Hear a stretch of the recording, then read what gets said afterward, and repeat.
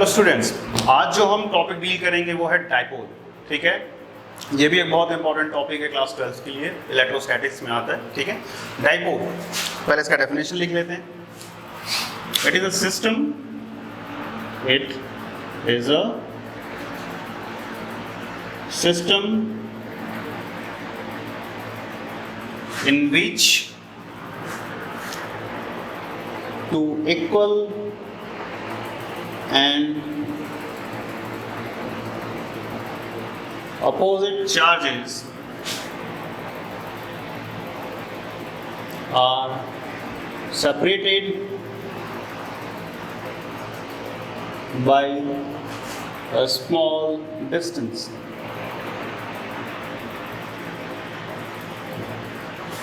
ठीक है, dipole as the name suggest, dipole दो चार्जेस होने चाहिए equal and opposite, polarity placed by a same separated by a small distance.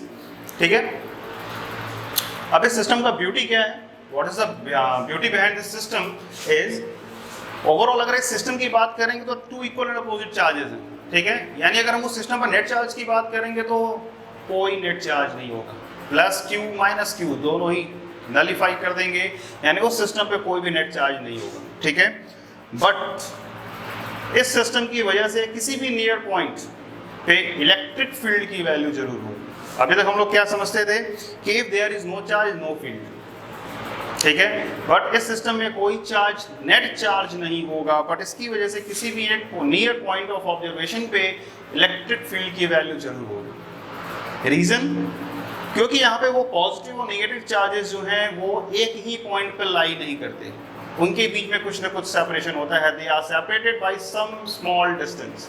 ठीक है, फॉर एग्जांपल हम समझा सकते हैं, मान लो कि एक माइनस क्यू चार्ज है और एक प्लस क्यू चार्ज है। ठीक है, ये डाइपोल को कंस्टिट्यूट कर रहे हैं, इनके बीच में कुछ डिस्टेंस है, मान लिया कुछ होगा, डिस्टेंस होगा, लेट कर लिया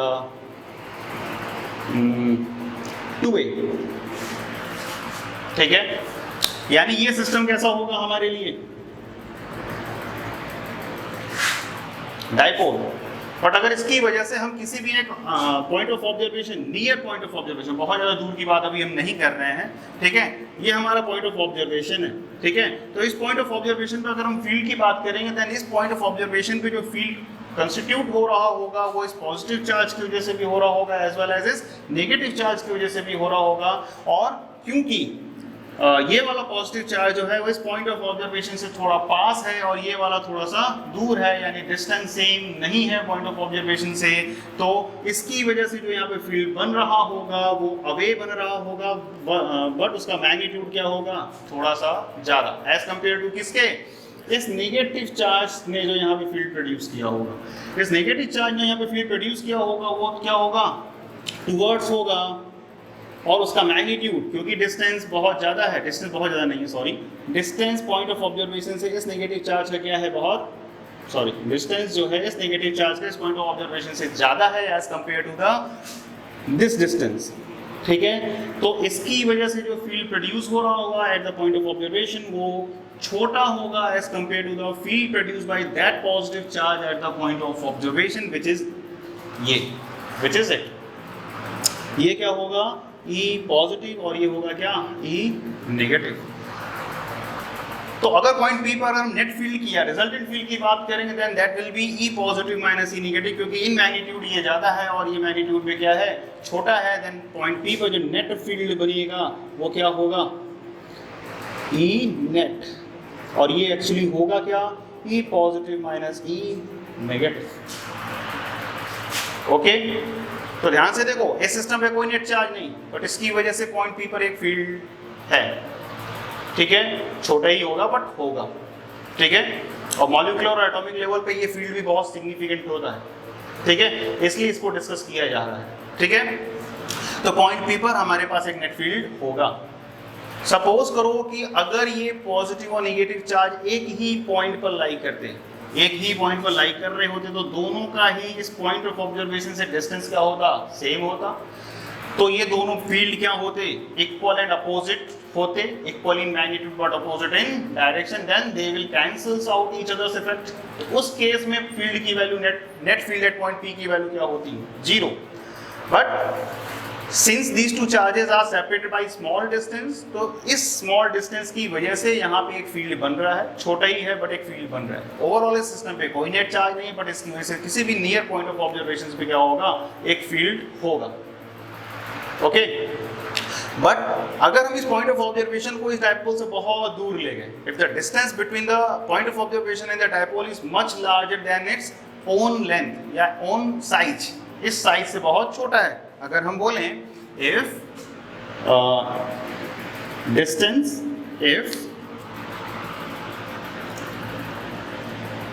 distance of P with respect to dipole,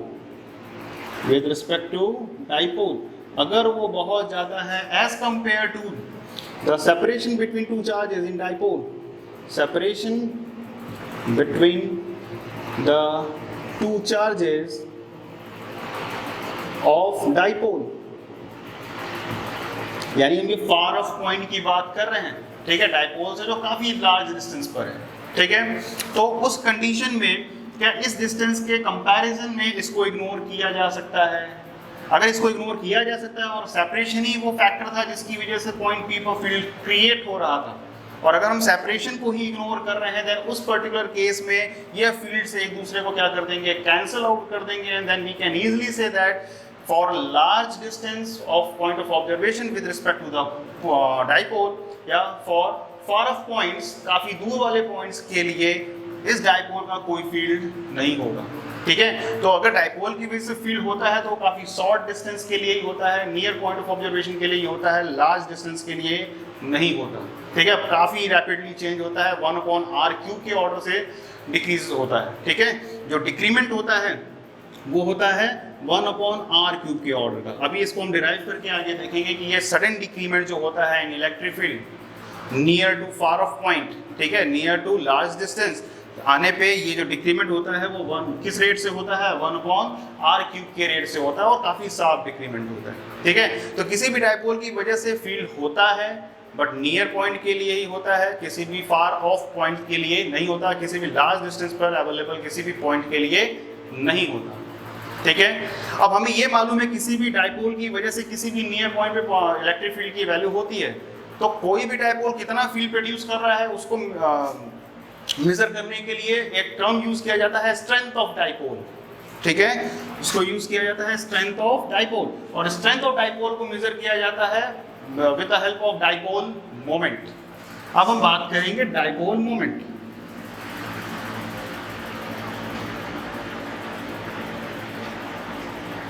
ठीक है, dipole moment, it is a measure of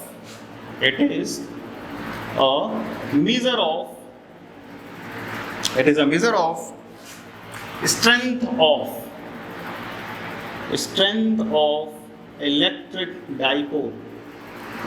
of electric dipole, कितना स्ट्रेंथ है इलेक्ट्रिक डाइपोल का कि वो वहां पे कितनी फील्ड प्रोड्यूस कर पा रहा है। It is a vector quantity. It is a vector quantity. Vector quantity है तो इसके पास दो चीजें होंगी, magnitude as well as direction. तो इसका मैग्नीट्यूड क्या होगा? Its magnitude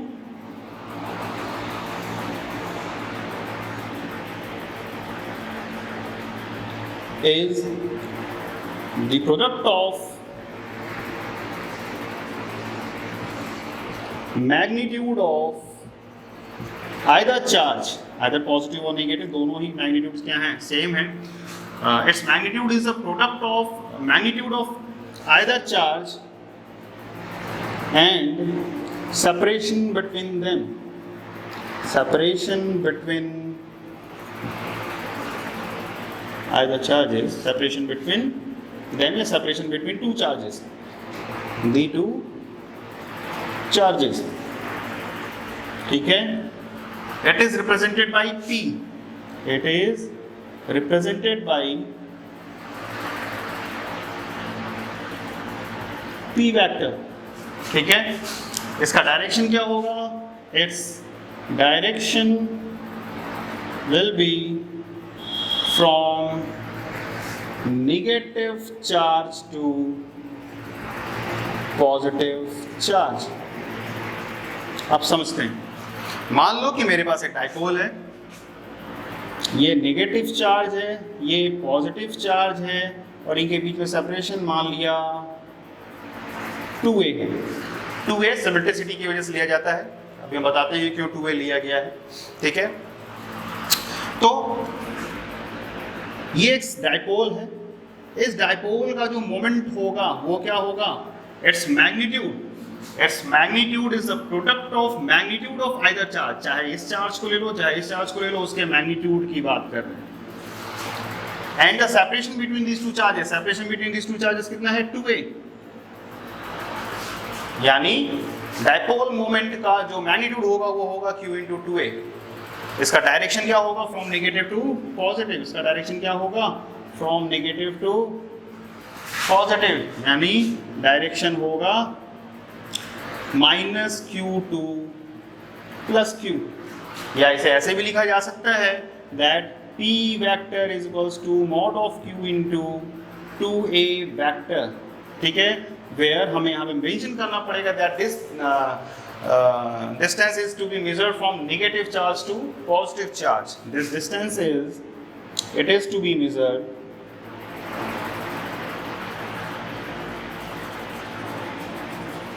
from -q2 + q charge. Okay, ये होता है डाइपोल मोमेंट। यही वो टर्म है, यही वो फैक्टर है जो कि तुम्हें किसी भी पॉइंट ऑफ ऑब्जर्वेशन में फील्ड की वैल्यू को से रिलेट करता है, ठीक है। किसी भी पॉइंट ऑफ ऑब्जर्वेशन के फील्ड की वैल्यू से रिलेट करता है, ठीक है।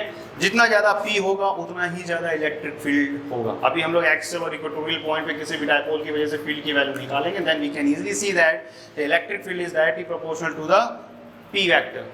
जितना P वेक्टर होगा ज़्यादा होगा उतना ही इलेक्ट्रिक फील्ड की वैल्यू भी ज़्यादा होगी इन मैग्नीट्यूड, ठीक है। ये स्ट्रेंथ को दिखाता है, ठीक है। अब किसी भी डाइपोल को स्पेसिफाई कैसे किया जा सकता है, ठीक है। किसी भी डाइपोल को स्पेसिफाई करने के लिए 3 चीज़ें होती हैं। पहला उसका लेंथ, दूसरा उसका लोकेशन, और थर्ड होता है उसका स्ट्रेंथ, ठीक है। डाइपोल is specified by पहला, सेकंड, थर्ड। पहला क्या बताया, उसका लोकेशन। लोकेशन क्या होता है, किसी भी डाइपोल का लोकेशन वहां पे रखा जाता है, वहां पे माना जाता है जहां पे इनके सेपरेशन का मिड पॉइंट होता है, ठीक है। यानी ये क्या होगा, ये होगा हमारा location of the dipole, location of the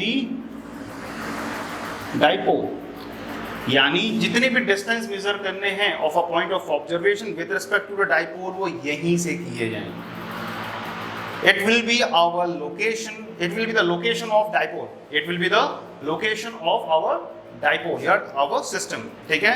यानी ये क्या होगा, mid point of the dipole. यही एक रीजन था कि इसे 2a लिया गया, क्योंकि मिड पॉइंट के रिलेटिवली अगर हम बात किया जाए तो मिड पॉइंट से ये सेपरेशन कितना होगा a, और ये सेपरेशन भी कितना होगा a। यानी मिड पॉइंट से ये चार्ज कितने डिस्टेंस पर होगा a इन फॉरवर्ड डायरेक्शन आगे की तरफ, और ये वाला चार्ज कितने डिस्टेंस पे होगा a but in backward direction, ठीक है। तो कोई किसी भी डाइपोल को स्पेसिफाई किया जा सकता है, उसके स्पेसिफाई करने के लिए हमें नीड पड़ती है लोकेशन की। लोकेशन बेसिकली क्या होता है, mid point of the dipole. Third जो होता है उसका साइज, साइज यानी 2a। इस डाइपोल का साइज क्या होगा, 2a, length of the dipole, ठीक है। And third one is strength. Strength अभी हमने बताया, स्ट्रेंथ के लिए क्या यूज करते हैं, P, ठीक है। एक एग्जांपल लेते हैं, मान लो कि मेरे पास H2 है और H2O क्या है, नॉन लीनियर मॉलिक्यूल है, ठीक है। यानी इसका स्ट्रक्चर कुछ इस टाइप का होता है, यहाँ पे partially positive, partially negative, partially positive, ठीक है। ध्यान से देखो, equal and opposite charges place at some separation, तो इसकी वजह से एक डाइपोल आएगा फ्रॉम नेगेटिव टू पॉजिटिव, तो एक डाइपोल आएगा इस तरफ, एक डाइपोल आएगा इस तरफ, ठीक है, यानी एक डाइपोल क्या आएगा इस तरफ, एक डाइपोल क्या आया इस तरफ, तो इन दोनों का जो रिजल्टेंट डाइपोल होगा वो कहाँ आएगा, कुछ बीच में P नेट, यानी H2O मॉलिक्यूल के पास, H2O मॉलिक्यूल के पास अपना एक नेट परमानेंट इलेक्ट्रिक डाइपोल होता है, यानी उसकी वजह से किसी भी नियर पॉइंट पे फील्ड जरूर होगा,